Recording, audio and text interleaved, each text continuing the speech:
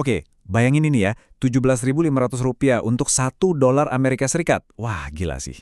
Ini bukan cuma deretan angka di layar ya teman-teman. Ini tuh beneran momen bersejarah dan jujur aja wajar banget kalau bikin kita semua ngerasa bingung, banyak nanya, atau bahkan mulai deg-degan.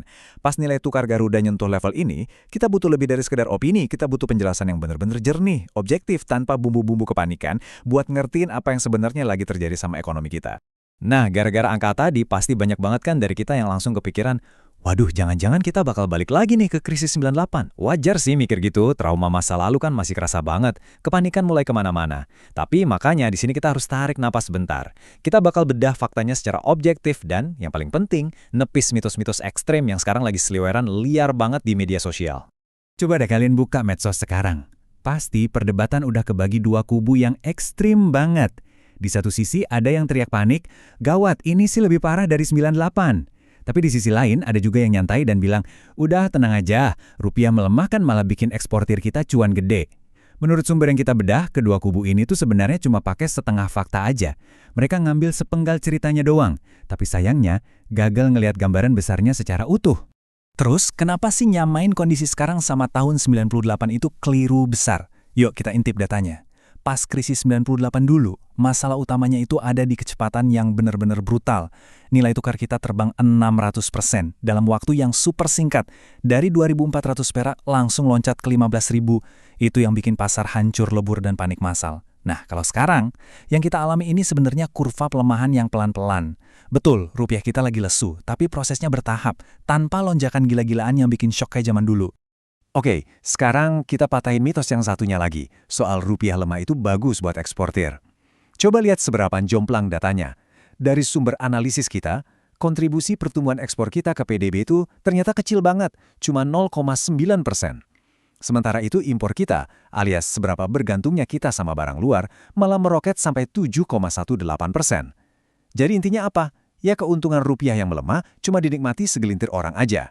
Sisanya, hampir seluruh sektor ekonomi kita yang harus nanggung beban mahalnya barang-barang impor. Jadi, setelah kita beresin semua mitos dan kepanikan tadi, selamat datang di sesi bedah data kita kali ini. Tujuannya simpel banget.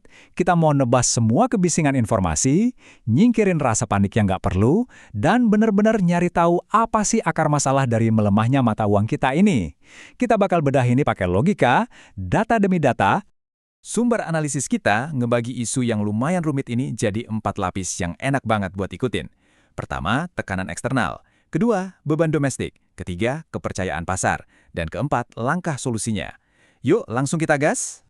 Kita masuk ke lapisan pertama, tekanan eksternal. Satu hal yang wajib kita ingat, rupiah itu bukan satu-satunya mata uang yang lagi babak belur sekarang. Dunia lagi nggak baik-baik aja, dan ini bikin investor nyari yang namanya safe haven.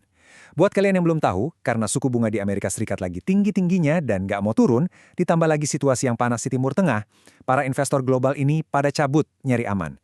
Mereka narik duitnya dari negara berkembang kayak kita, terus mindahin semuanya ke aset yang paling aman di dunia saat ini, dolar AS.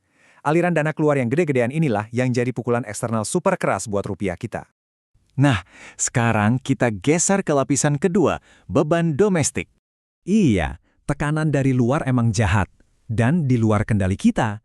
Tapi, sumber analisis kita nekenin kalau rupiah makin rentan karena beban di dalam rumah kita sendiri emang kelewat berat.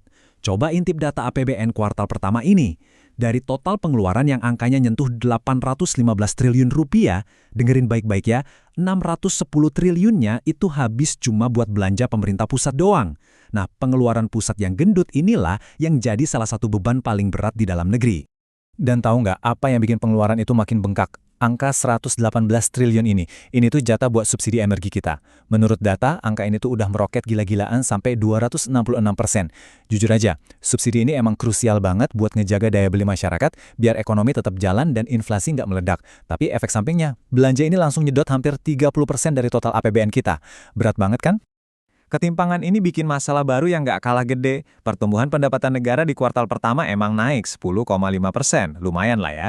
Tapi coba cek pertumbuhan belanjanya. Terbang sampai 31,4%. Mismatch ini otomatis nyiptain defisit APBN sampai sekitar 240 triliun rupiah. Bayangin aja, negara harus ngeluarin duit jauh lebih banyak daripada pemasukannya, sementara kita masih hobi impor pakai dolar yang lagi mahal. Otomatis rupiah kita makin kecekik dari dalam. Oke, lanjut ke lapisan ketiga, kepercayaan pasar. Ini tuh murni soal psikologis. Pasar keuangan itu nggak cuma ngeliat angka di kertas. Mereka sangat merhatiin kredibilitas, kedisiplinan, dan gimana cara pejabat publik kita ngomong. Sumber kita ngasih kritik yang cukup nyelekit soal ini.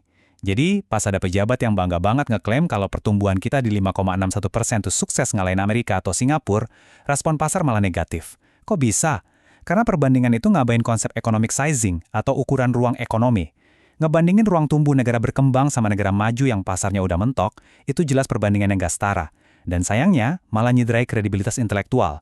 Bukannya bikin tenang, gaya komunikasi over PD kayak gini justru bikin pasar makin ragu. Kalau mau pakai perbandingan yang setara, mending kita adu sama sesama negara berkembang. Lihat deh, Taiwan. Mereka bisa loh nyetak pertumbuhan PDB di atas 13%, padahal porsi belanja pemerintahnya cuma sekitar 3%-an. Terus ada Vietnam, pertumbuhannya di atas 7%, dan belanja pemerintahnya di bawah 5%. Fakta ini ngebuktiin kalau ekonomi itu bisa kok tumbuh kencang tanpa harus jor-joran ngebengkakin pengeluaran negara.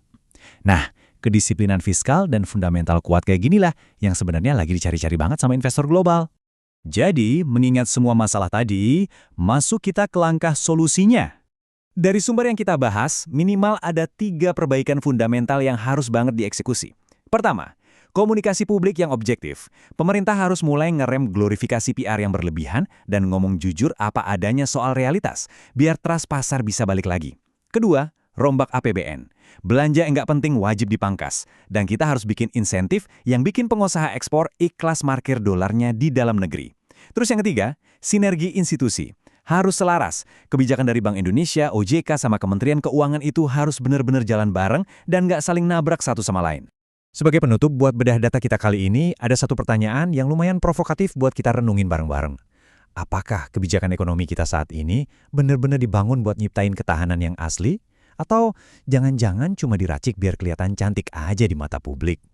Ingat, mulihin rupiah itu bukan cuma soal naik turunin suku bunga, tapi juga soal kedisiplinan fiskal, kejujuran ngebaca data, dan berani ngadepin realita pasar yang keras. Gimana menurut kalian? Terus asah kekritisan kalian soal isu ini ya, dan sampai jumpa di pembahasan seru berikutnya.